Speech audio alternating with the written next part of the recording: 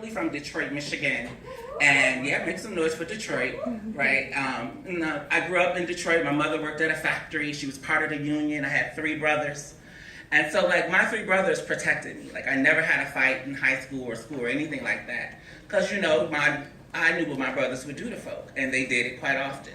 And so, it enabled me to be strong. And I had a strong mother who instilled in me particular values around faith and community and philanthropy.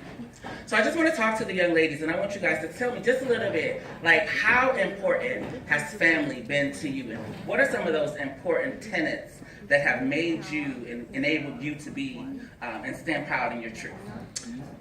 I can start. I can just say that my experience was probably a little bit different. I was the oldest of my mom's kids, and my mom had there were 7 of us, and my grandma. Right, I was like. And my grandma and my granddad together had 18 kids. And so we had a really big family, and the hard part about that was like growing up in a very heavy Christian household. And you know, Baptist or Methodist, or those are usually the denominations